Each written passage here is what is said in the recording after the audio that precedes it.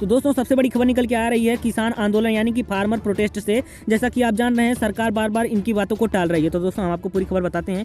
PM Modi ने हमारी बातों को नहीं सुना और कानून को नहीं रद्द किया तो हम जो सारे धरने हैं उसे लेकर के रेलवे ट्रैक पर आ जाएंगे। एक और कहा है किसान नेता बूटा सिंह ने कहा है कि हमने 10 तारीख का अल्टीमेटम दिया हुआ था पीएम मोदी को।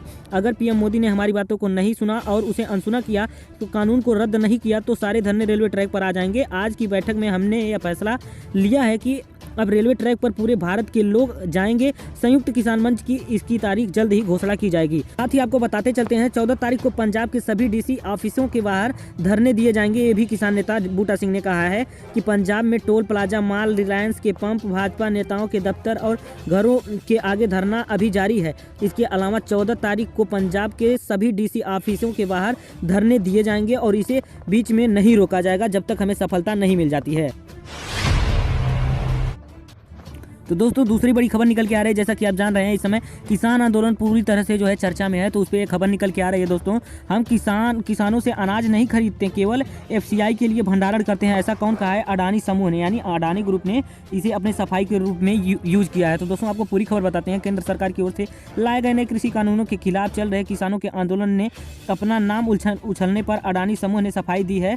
समूह ने साफ किया है कि हम किसानों से अनाज तो खरीदते ही नहीं हैं, हम केवल जो है और न ही अनाज की कीमत तय करते हैं। समूह ने ये कहा है कि हम केवल भारतीय खाद्य निगम यानी कि एफसीआई के लिए ही अनाज का भंडारण कक्ष तैयार करते हैं और उसका संचालन करते हैं। हमारा इससे किसान से कोई लेना देना नहीं होता है। अडानी समूह ने अपने आधिकारिक ट्विटर हैंडल पर जारी कर एक बयान में कहा है कि कंपनी की भंडारण क्षमता निर्धारित करने के लिए और अनाज का दाम तय करने के लिए कोई भूमिका नहीं है। कंपनी एफसीआई के लिए केवल एक एयर सेवा इंफ्रास्ट्रक्चर प्रदाता है। बता दें कि एफसीआई किसानों से अनाज खरीदता है और सार्वजनिक निजी भागीदारी के माध्यम से बने भंडारण कक्षों में उन्हें स्टोर करता है।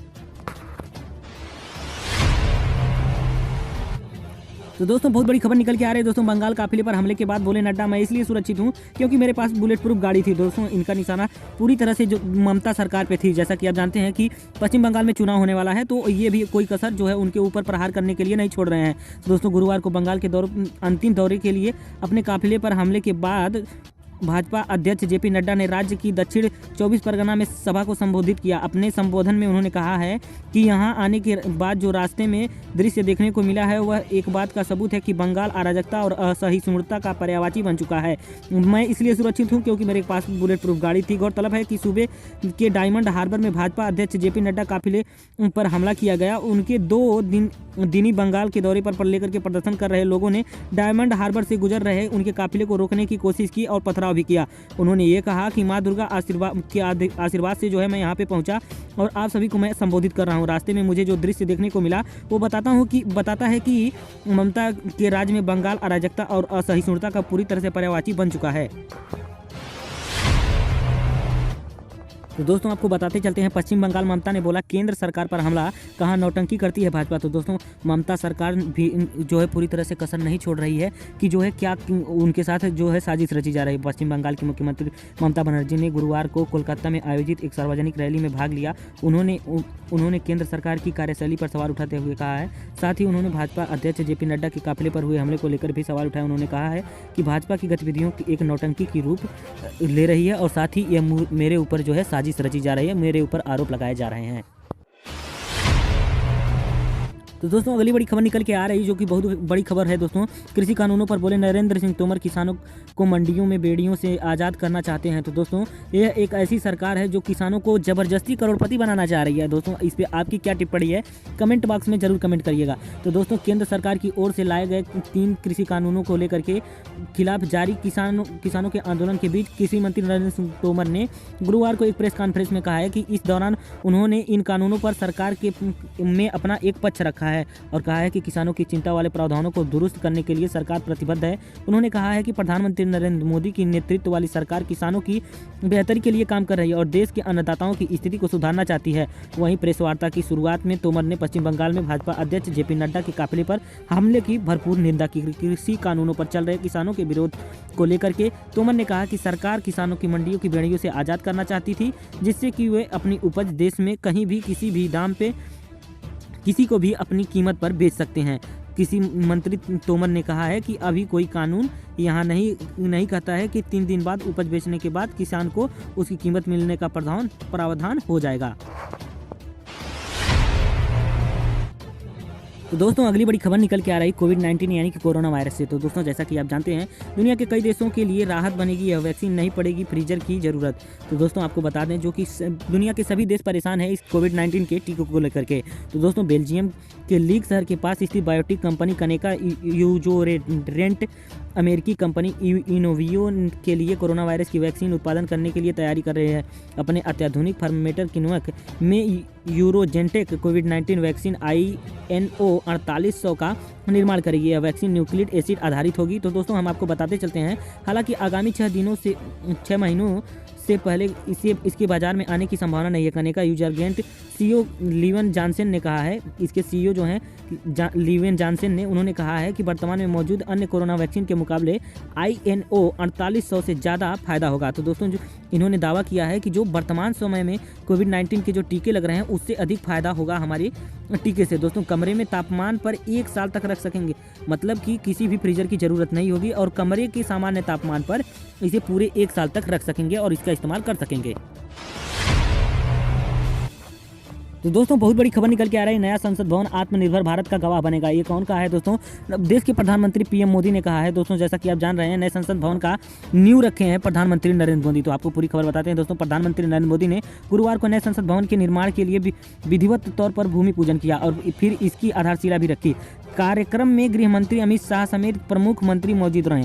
दोस्तों इस दौरान PM मोदी ने लोगों को संबोधित करते हुए कहा कि आज का दिन मील का पत्थर है। नए संसद भवन का निर्माण नूतन और पुरातन का उदाहरण है। तो दोस्तों ये जो बड़ी बात बोली है प्रधानमंत्री नरेंद्र मोदी ने, जैसा कि आप जानते हैं आज मतलब कल के डेट में आधारशिला रखी गई है इसकी नए संसद भवन की। दोस्तों मैं अपने जीवन को वो क्षण कभी नहीं भूल सकता जब 2014 में पहली बार एक सांसद के तौर पर मुझे संसद भवन में आने का अवसर मिला था। साथ ही अब हम भारत के लोग मिलकर के अपने संसद के इस नए भवन को बनाएंगे, इसके सुंदरता का ख्याल रखेंगे, इसके पवित्रता का भी निर्माण करेंगे। जब भारत अपनी आज़ादी के 75 वर्ष का पर्व मनाए तो उस पर्व की साक्षात प्रेरणा हमारी संसद की नई इमारत बने। हमारे वर्तमान संसद भवन ने आज़ादी के आंदोलन और फिर स्वतंत्र भारत को गढ़ने में अहम भूमिका निभाई है। आज़ाद भारत की पहली सरकार का गठन भी यहीं हुआ और पहली संसद की बैठक भी यहीं हुई। आज का दिन बहुत ही ऐतिहासिक है। आज ही जो है हमारे नए संसद का आधारशिला रखी जा रही है और हम भारत के लोग मिलकर के इस नए संसद का निर्माण कर रहे हैं। तो दोस्तों अगली बड़ी खबर निकल के आ रही है किसान आंदोलन से ही। तो दोस्तों जैसा कि आप जानते हैं बहुत ही जोरों पर है किसान आंदोलन। तो दोस्तों कोई भी जो नेता है वो इसका कसर नहीं छोड़ रहा है बीजेपी के खिलाफ खड़े होने में। तो दोस्तों सभी किसानों का साथ दे रहे हैं, चाहे वो सेलिब्रिटी हो या फिर कोई भी हो। तो दोस्तों दिल्ली को घेरने में जुटे किसान लगातार बढ़ रही है तादाद, कार बाइक से पहुँच रहे हैं परिवार। तो दोस्तों जैसा कि आप जान रहे हैं कि किसानों की मदद के लिए दोस्तों कई तरह से परिवार पहुँच रहे हैं, कई तरह से जो है राजनेता पहुँच रहे हैं और कई तरह से जो है खिलाड़ी और सेलिब्रिटी भी पहुंच रहे हैं। दोस्तों आपको बताते चलते हैं कृषि कानूनों को रद्द करने की मांग को लेकर के सिंधु बॉर्डर पर बैठे किसानों की संख्या लगातार बढ़ती जा रही है। हर रोज लोग अपनी ट्रैक्टर ट्राली और बाइक से धरना स्थल पर पहुंच रहे हैं। इन लोगों में जो है महिलाएं, बच्चे और युवक भी शामिल हैं। सभी लोग एक ही बात कहते हैं कि हक के लिए बिना हम नहीं लौटेंगे।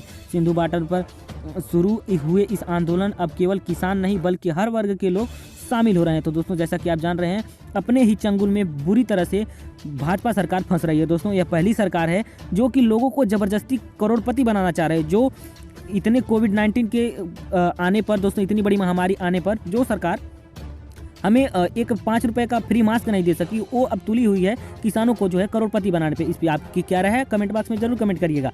पंजाब से आ रहे किसान अपने साथ राशन और गर्म कपड़े लेकर के भी आ रहे हैं।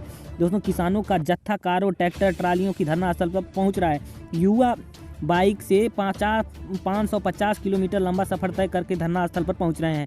दोस्तों लोग, महिलाएं अपनी बेटियां व नातियों के साथ साथ आंदोलन में शामिल हो रहे हैं। पंजाब के फगवाड़ा से आए हरनेक सिंह ने अपनी 4 बेटियों के साथ कुंडली लेकर के ही बॉर्डर पे पहुंच गए।